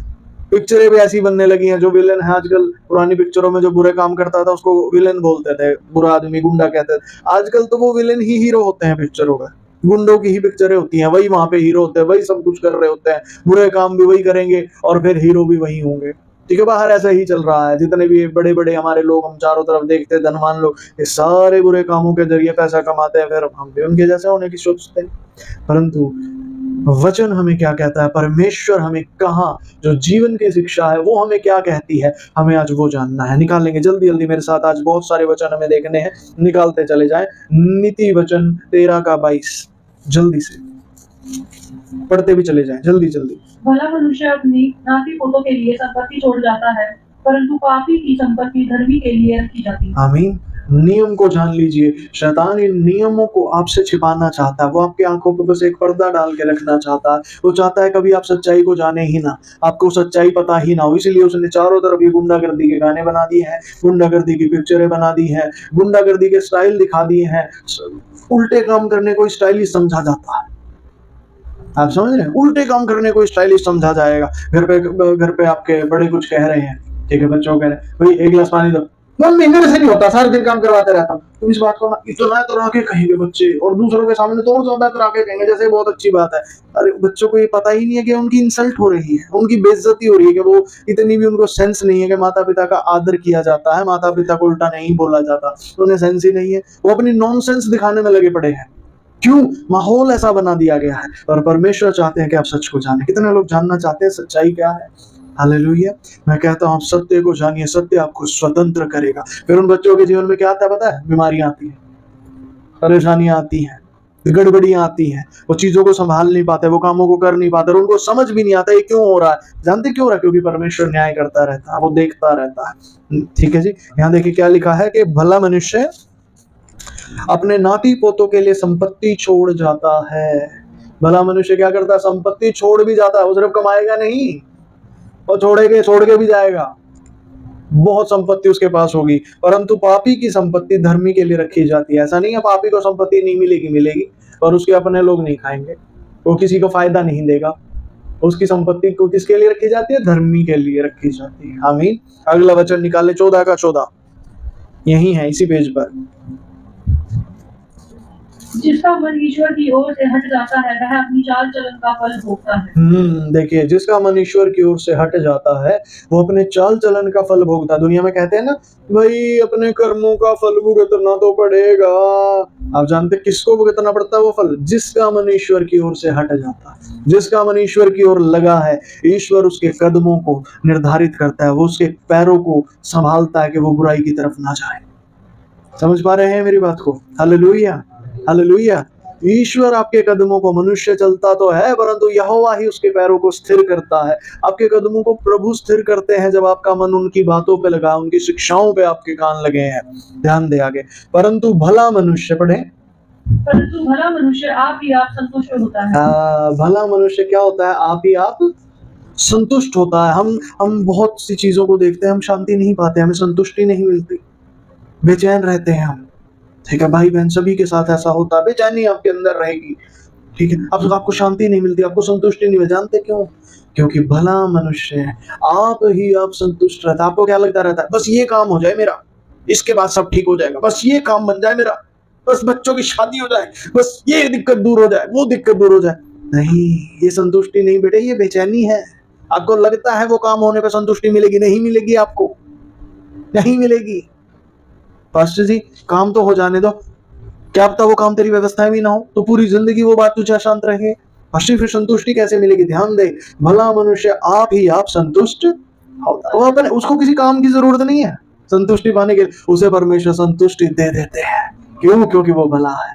ठीक है, अगला वचन निकाले 2 इतिहास उसका 19 का 11। 2 इतिहास 19 का 11, जल्दी से।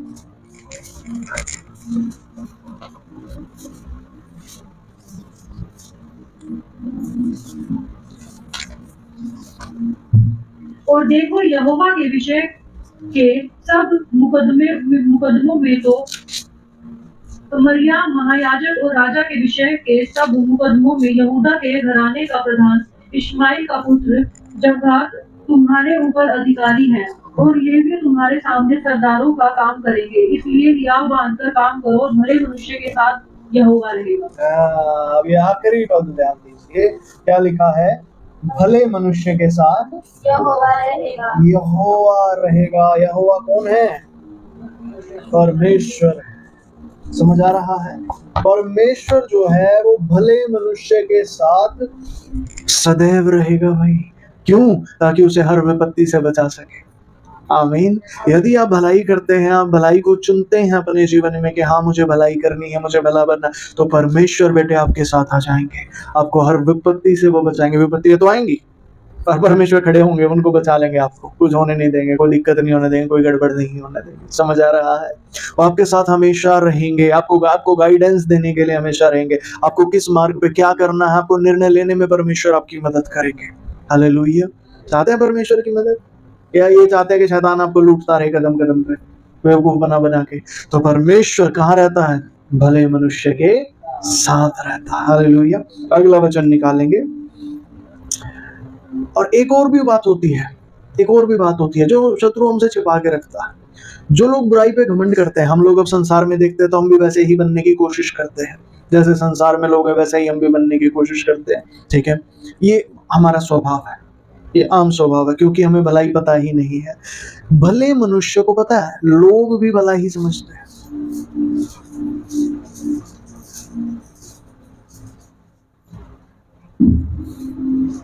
क्योंकि अवश्य है कि हम सब का हाल मसीह के न्याय आसन के सामने खुल जाए, कि हर एक व्यक्ति अपने अपने भले बुरे कामों का बदला जो उसने देह के द्वारा किए हो पाए।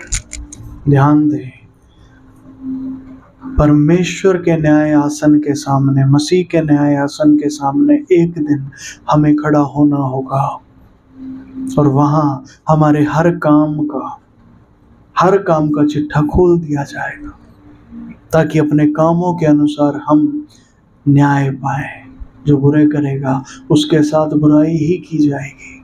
आप चाहते हैं क्या आपके साथ कोई बुराई करे? नहीं चाहते ना, कभी भी नहीं चाहते हम हमारे साथ, चाहे हम बुरे हैं चाहे भले हैं, हम फिर भी नहीं चाहते कि बुराई हमारे साथ की जाए। तो परमेश्वर कह रहे हैं, यहाँ पे नियम बताया गया कि हर एक का न्याय सिंहासन के सामने प्रकट होना जरूरी है, होगा ये। आमीन। ठीक है, तो भलाई और बुराई को आपको चुनना इसलिए जरूरी है, क्योंकि जो आप आज कर रहे हैं वही आने वाले समय में आपके सामने दे दिया जाएगा, आपके साथ वही किया जाएगा।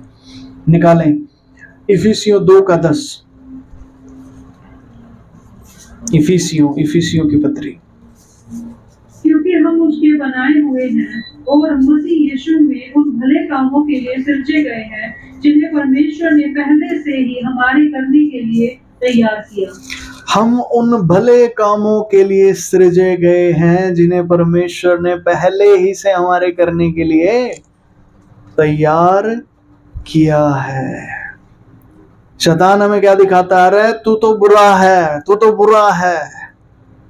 तू बुरा है। शैतान आपको हर चीज पे, हर जगह पे, हर एक आंखों के द्वारा आपको क्या दिखाना चाहता है कि आप बुरे हैं, आप ये गलती करते हैं, आप ये बुरा काम करते हैं, देखो आपने ये गलत कर दिया, देखो आपने वो गलत कर दिया, तेरी ये गलती है, तेरी वो गलती है। शत्रु आपको हमेशा दिखाना चाहता है कि आप गलती ही करते हैं, आप बुरे ही हैं। परमेश्वर आज आपको सच बता रहे हैं, मेरे बड़े ध्यान से सुनिएगा बच्चों। परमेश्वर कह रहे हैं तुम्हें भले कामों के लिए सृजा गया है। परमेश्वर ने बुराई के लिए नहीं बनाया। पड़ोसी को बोलो, परमेश्वर ने आपको बुराई के लिए नहीं बनाया। ठीक है, आप भले कामों के लिए सृजे गए हैं। बोलो आप भले कामों के लिए सृजे गए हैं। आमीन, हालेलुया। आपको बनाया ही भले कामों के लिए, और परमेश्वर आपके साथ रहेंगे इस भलाई में। आमीन। ठीक है, ओके, और वचन निकाले 2 तीमुथियुस 3:17।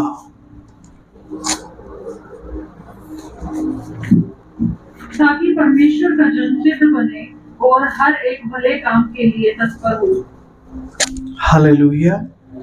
ताकि परमेश्वर का जन सिद्ध बने। 2 तीमुथियुस 3:17 वचन, ताकि परमेश्वर का जन सिद्ध बने। परमेश्वर चाहते हैं कि उनका जो जन है वो सिद्ध बने। परमेश्वर चाहते हैं आप में परफेक्शन आ जाए, आप परफेक्ट बन जाए। शत्रु क्या चाहता है? आप बुराई करें। पता है बुराई से क्या होगा?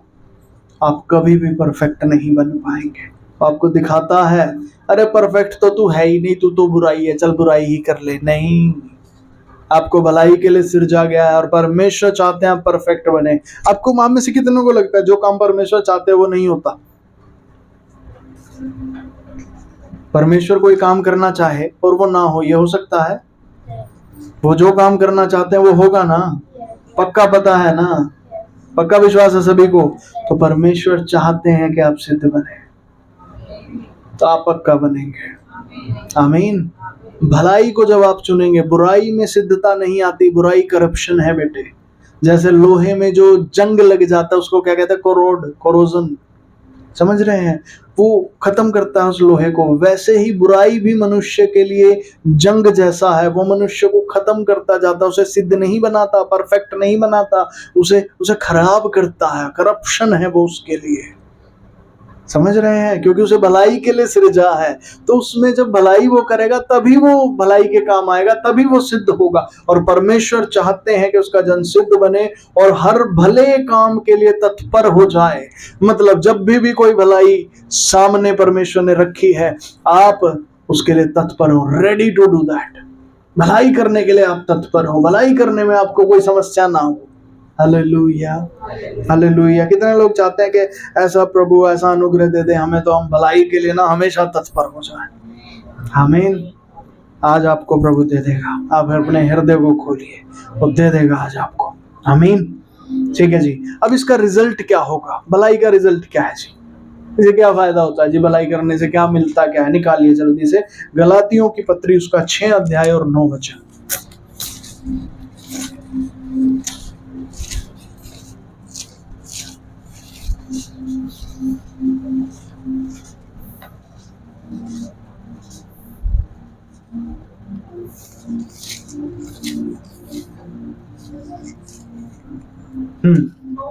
जी 6 का 9।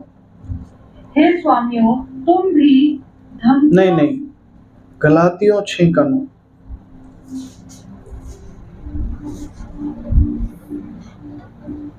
हम भले काम करने में साहस न छोड़े, क्योंकि यदि हम ढीले ना हो तो ठीक समय पर कटनी काटेंगे। हालेलुया। लिखा हम भले काम करने का साहस ना छोड़ें। पहले तो बताया कि भले काम करने हैं। अब जब आप भले काम करने लगेंगे तो साहस नहीं छोड़ना है, क्योंकि कई बार भले काम जब आप करने लगते हैं, जब आप भलाई में आगे बढ़ते हैं, तो शत्रु आपको चारों तरफ से दिखाता है क्या फायदा हो रहा है तेरी भलाई करने का, कुछ रिजल्ट तो है ही नहीं, कुछ रिजल्ट तो तुझे मिलता है नहीं है। परमेश्वर का वचन ऐसा नहीं कहता। परमेश्वर का वचन आपको सच्चाई बता रहा है। सच्चाई क्या है वो जान ले। भले काम करने में साहस ना छोड़े, कभी भी हिम्मत नहीं हारनी वहां पे। क्यों? क्योंकि आपकी हार है ही नहीं, होगी ही नहीं। बस शत्रु आपकी हिम्मत को तोड़ देना चाहता था कि अब खजाने तक पहुंचने से पहले ही दम तोड़ दे। ठीक है? कभी हार नहीं माने। ध्यान दीजिए क्या लिखा है। हम भले काम करने में साहस ना छोड़े, क्योंकि यदि हम ढीले ना हो तो ठीक समय पर कटनी काटेंगे। क्या होती है जी कटनी पास्टर जी? और क्या काटेंगे हम ठीक समय पे? आपके भले कामों का प्रतिफल। समझ रहे हैं मेरी बात को? आपके भले कामों का प्रतिफल। जब परमेश्वर आपके साथ चल रहे हैं, जब आप परमेश्वर के संग संग चलते हैं, तो निश्चय परमेश्वर आपके मार्गों को भलाई के कामों की तरफ लेके चलते हैं। और जब आप भले काम करते चले जाते हैं तो आप जो साहस ना हारिए, क्योंकि आप प्रतिफल पाने जा रहे हैं। प्रतिफल मिलेगा और बड़ा प्रतिफल होगा। आमीन। ठीक है जी। अब सवाल आता है कैसे ये काम होगा? निकालेंगे 2 तीमुथियुस 2 का 21। ये काम हम करें कैसे?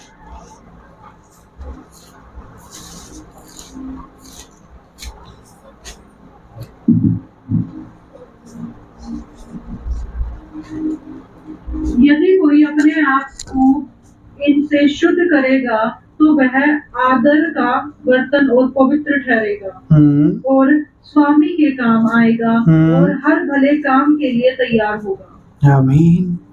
Hallelujah, hallelujah. इससे थोड़ा सा ऊपर पढ़े तो ये आपको क्लियर हो जाएगा। 19 से पढ़े तो भी परमेश्वर या 16 से पढ़ दी, 16 से ही पढ़े। पर अशुद्ध बकवास से बचा रहे, क्योंकि ऐसे लोग और भी अभक्ति में बढ़ते जाएंगे और उनका वचन सड़े घाव की तरह फैलता जाएगा। हुमियुस और फिलेतुस उन्हीं में से हैं, जो यह कहकर कि पुनरुत्थान हो चुका है सत्य से भटक गए हैं और कितनों के विश्वास को उलट पुलट कर देते हैं। तो भी परमेश्वर की पक्की नींव बनी रहती है और उस पर यह छाप लगी है, प्रभु अपनों को पहचानता है और जो कोई प्रभु का नाम लेता है वह अधर्म से बचा रहे। बड़े घर में न केवल सोने चांदी ही के पर काठ और मिट्टी के बर्तन भी होते हैं, कोई आदर और कोई अनादर के लिए।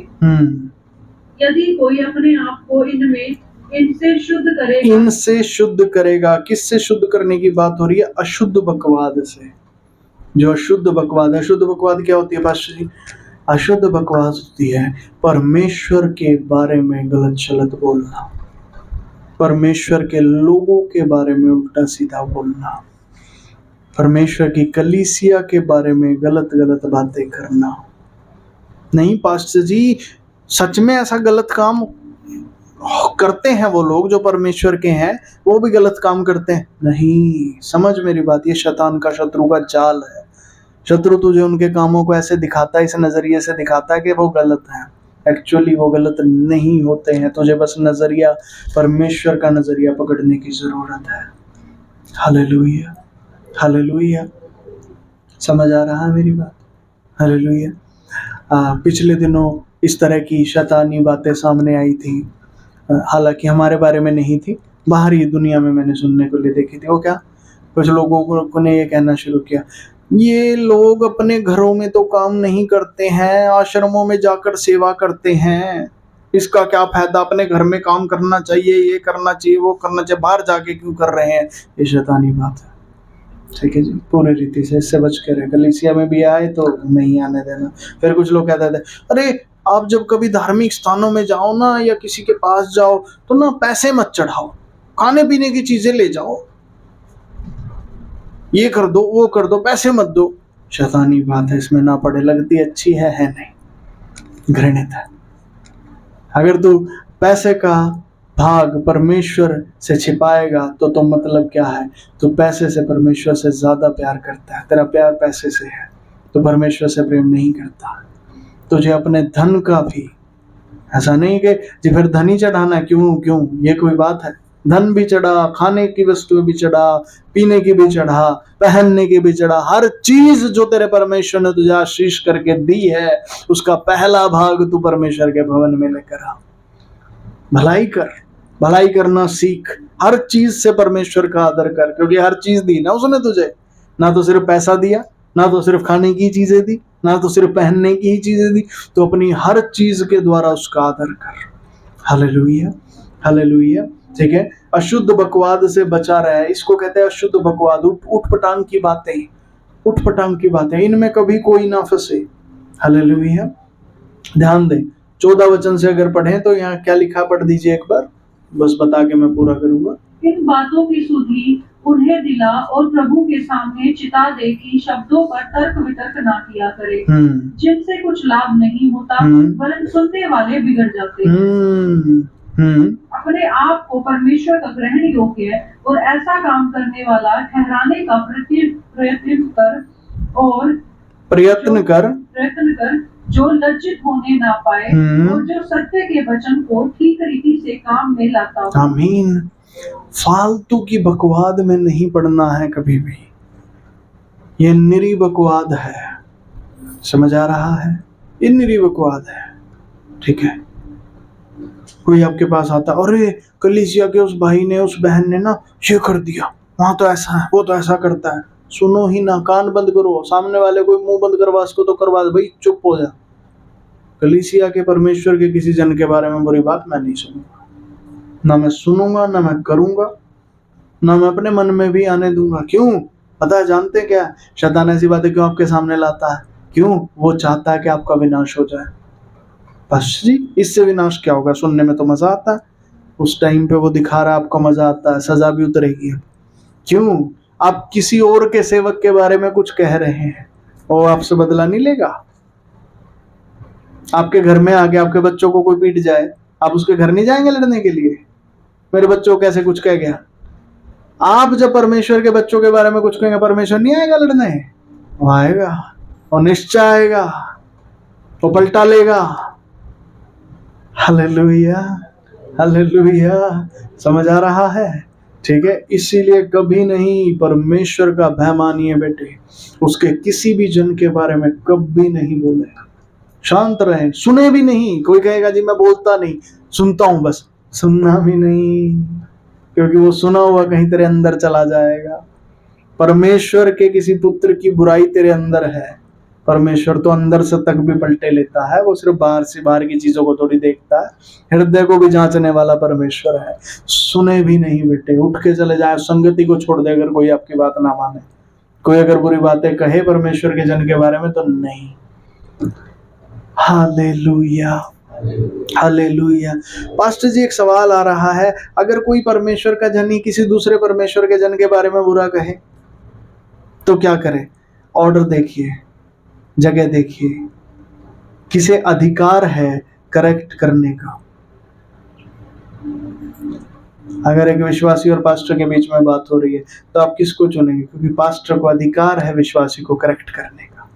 अगर पास्टर बोलता है तो वो करेक्शन के लिए बोलता है। समझ आ रहा है? ठीक है, ऑर्डर को ध्यान रखिए।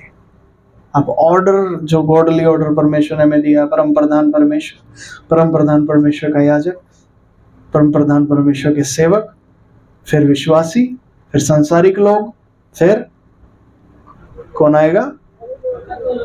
अधोलोक के प्राणी, शैतान, सबसे आखिर। इस ऑर्डर के हिसाब से चलिए बेटे।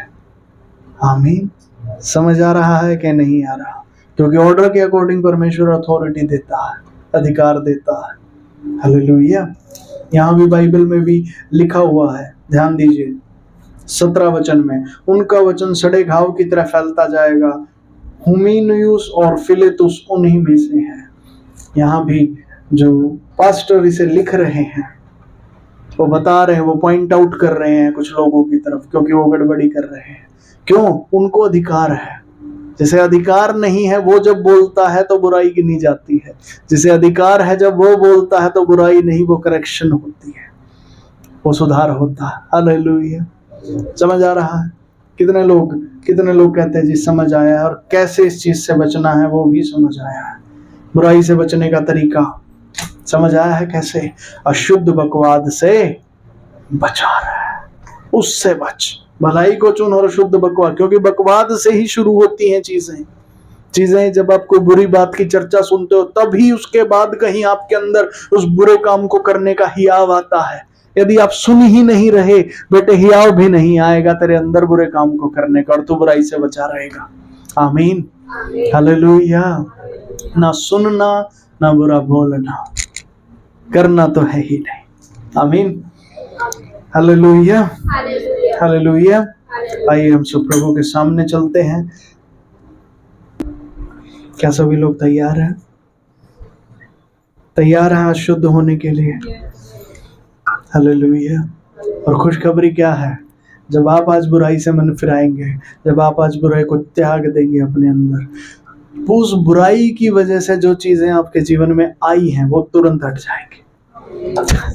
चाहे वो बीमारी हो वो हट जाएगी, चाहे वो गरीबी आई है गरीबी हट जाएगी, चाहे वो कोई कंगाली आपके जीवन में आई है वो हट जाएगी, चाहे कोई समस्या आई है वो हट जाएगी, चाहे कलेश आपके जीवन में आया है वो हट जाएगा। खुशी नहीं दिख रही है, परेशानी हटने की। बुराई से ज्यादा प्यार है क्या? नहीं जी, बुराई नहीं छोड़नी, बस बुराई में ज्यादा मजा आता है। ऐसा है क्या? श्राप आपके जीवनों में होते हैं, वो श्राप हट जाएंगे बेटे। आमीन। समझ रहे हैं? हालेलुया। जितने दंड आप भुगत रहे हैं उस बुराई को करने की वजह से, वो दंड हट जाएंगे बेटा। आमीन। हालेलुया।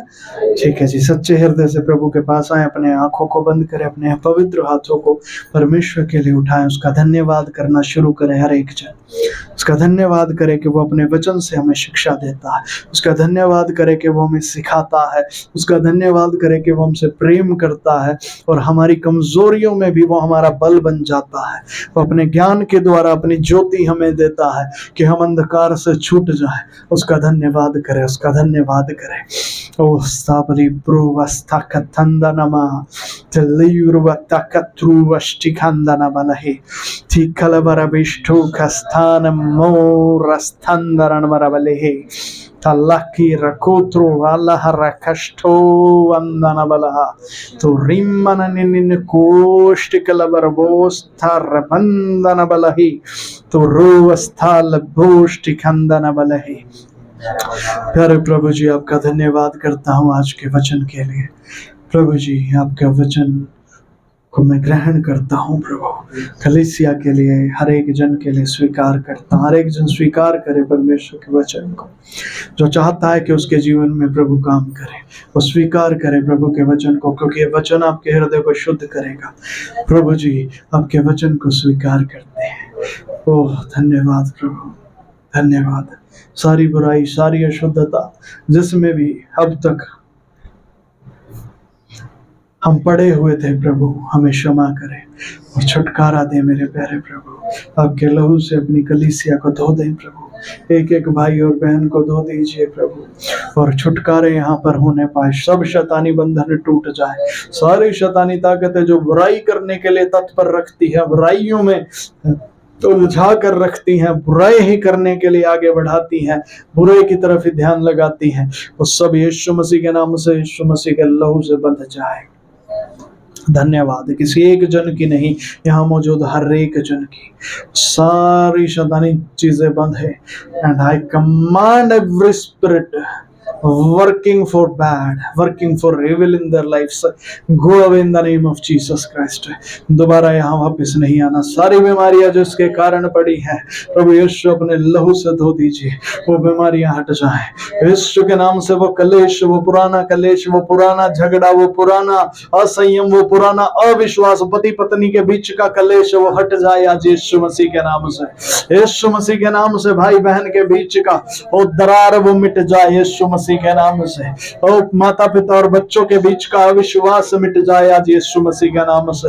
वो प्रेम आ जाए, परिवार में प्रेम आ जाए, शांति आ जाए, वो बीमारियां ओ जो जीने नहीं दे रही वो हट जाए यीशु मसीह के नाम से। वो बीमारियां हट जाए, वहां पर शांति आ जाए। ओ प्रभु जी, आपका प्रेम यहाँ पर उतर आए, आपकी आशीषें उंडेल दी जाए प्रभु जी।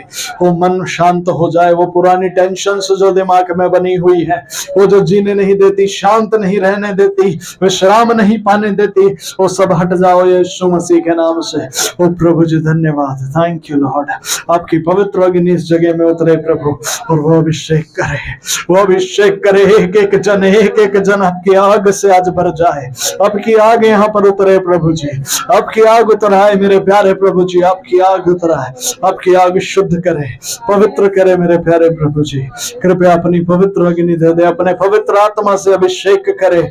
और हम चुनते हैं मेरे प्यारे प्रभु, हर एक जन अपने हृदय में चुन ले आज, उसे बुराई को चुनना है या भलाई को चुनना है, अपने हृदय में चुन ले और प्रभु से कह दे यीशु से, यीशु मुझे भलाई में लेकर चले, पवित्र आत्मा मुझे भलाई में लेकर चले।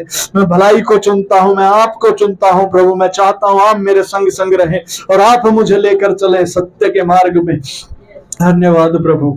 ओ प्रभु जी, आपकी भलाई को चुनते हैं, आपकी भलाई को चुनते हैं प्रभु जी, बुराई को त्यागते हैं, बुराई और उसके काम दूर किए जाए प्रभु जी, शुद्ध किया जाए हाथों को, ताकि आपका जन हर भले काम के लिए सिद्ध बने मेरे प्यारे प्रभु जी। आपका एक एक जन भलाई के लिए तत्पर हो जाए और वो सिद्ध बने अपने जीवन में। परफेक्शन लॉर्ड, ओ नेल दीजिए please, pour out your perfection lord. ओ प्रभु जी, आपके जनों को सिद्ध बना दीजिए, आपकी शुद्धता का व्यवस्था उनके जीवन में लागू हो जाए, वो बड़े कामों के लिए तत्पर हो जाए। आपकी आत्मा से भरकर वो बुराई से हारे नहीं वरन भलाई से बुराई को जीतने वाले बन जाए प्रभु जी। उनके जीवन में ऐसे काम हो जाए, वो हर एक विवाद जो उनके सामने उठता है वो उस विवाद को शांत करने वाले बन जाए। हर एक तूफान जो उनके सामने आता है उस तूफान को शांत करने वाले हो जाए प्रभु जी। हर एक विपत्ति उनके रास्तों से उनके आगे से टलने लगे प्रभु जी। वो हर मुसीबत उनके जीवनों से हट जाए। ओ प्रभु जी, वो ऐसे प्रबल हो कि कोई तूफान आए, आंधी आए, वो क्योंकि आपकी नींव उनकी आपके वचन पर पड़ी है, वो सब से पार हो जाए और उनको कोई हानि ना हो प्रभु। उनके जीवन ऐसे होने लगे, उनके जीवन ऐसे होने लगे प्रभु जी। जब वो बोले तो शैतान डरने लगे, जब वो बोले तो बुराई हटने लगे, बुराई नाश हो जाए, ओ भलाई बढ़ती चली जाए। जब वो बोले तो भलाई का वातावरण आ जाए। धन्यवाद प्रभु यीशु, थैंक यू होली स्पिरिट। आपकी आग इस जगह में है और आप यहाँ कार्य कर रहे हैं, आपके राज्य को आप स्थापित कर रहे हैं। धन्यवाद प्रभु, आपकी आशीष उनके जीवन में उतर आए प्रभु जी। वो भले चंगे हो, वो भले चंगे, उनकी आंखें खुल जाए, आत्मिक आंखें, आत्मिक कान, उनके हृदय खुल जाए, दरवाजे उनके जीवन में खुल जाए। स्वर्ग उनके लिए प्रभु खोल दीजिए, वो आशीषित हो जाए मेरे प्यारे प्रभु। ओ प्रभु जी, उनके शारीरिक हाथों के कामों पर आप आशीष दीजिए। जो भी काम वो करते हैं उसमें वो सफल होने पाए, वो सफलता की आशीष आप उन्हें दीजिए। उनके आत्मिक कामों का प्रतिफल आप उन्हें दीजिए, वो वहां भी वो सफलता पाए। उनकी सामाजिक जरूरतें आप में पूरी होने दीजिए प्रभु, उनकी आत्मिक जरूरतें आप में पूरी होती चली जाए।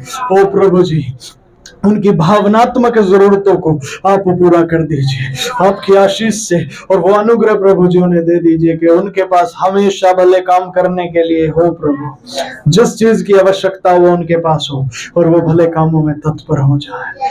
धन्यवाद, आपने ऐसा कर दिया है, मैं यकीन करता हूँ। आपके लहू में सील सुरक्षित करे यीशु मसीह के नाम से, आमीन आमीन। सभी के साथ रहें, आमीन, हालेलुया। ठीक है जी, कितने लोग हैं जो प्रभु के राज्य में उदारता से बोने के लिए तैयार हैं? Hallelujah hallelujah. आनंद के साथ कितने लोग बोना चाहते हैं? आनंद के साथ, क्योंकि परमेश्वर हर्ष से देने वाले से प्रसन्न होता है। आमीन। ये आपकी भेंट है, ये हृदय है आपका। अपना हृदय आप परमेश्वर को दिखाते हैं जब आप परमेश्वर के राज्य में बोलते हैं। आप किसी व्यक्ति के लिए नहीं बोल रहे, आप परमेश्वर के राज्य में, उसके भवन में, उसका धन्यवादी होने के अंतर्गत आप बोलते चले जाते हैं। Hallelujah hallelujah. ठीक है जी। और प्रभु इस हिस्से के द्वारा आपके प्रेम को देखता है, आपके प्रेम को वो देखता है कि मेरा बेटा मुझसे प्रेम करता है, या सांसारिक चीजों से जो मैंने उसे दी हैं उन चीजों से ही वो प्रेम करता है। हालेलुया। तो हृदय को खोल के धन्यवाद करते हुए परमेश्वर के राज्य में बोलते जाएंगे और आप प्रतिफल भी पाएंगे। धन्यवाद प्रभु, थैंक यू लॉर्ड।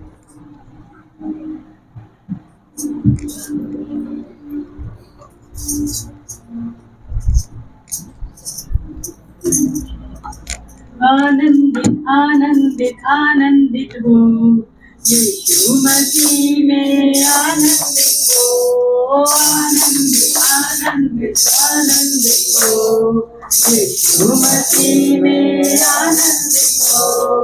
मेरे लिए था वो आया, मेरे लिए उसने क्रूस उठाया, मेरे लिए उसने क्रूस उठाया।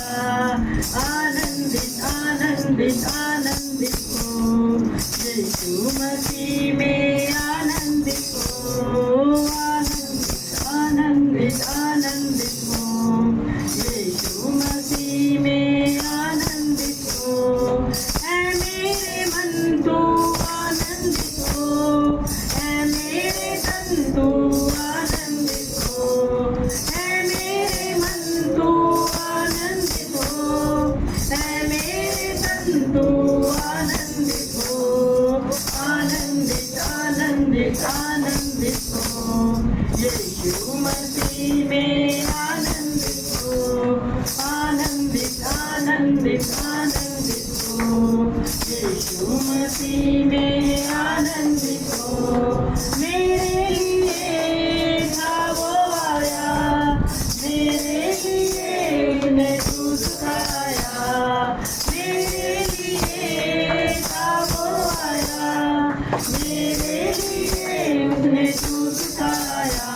लिए आनंदित आनंदित आनंदित हो, यीशु मसीह में आनंदित हो, आनंदित आनंदित आनंदित हो, यीशु मसीह में आनंदित हो, आनंदित आनंदित आनंदित हो, यीशु मसीह में आनंदित हो, आनंदित आनंदित आनंदित हो, यीशु मसीह में आनंदित हो, यीशु मसीह में आनंदित हो, यीशु मसीह में आनंदित हो।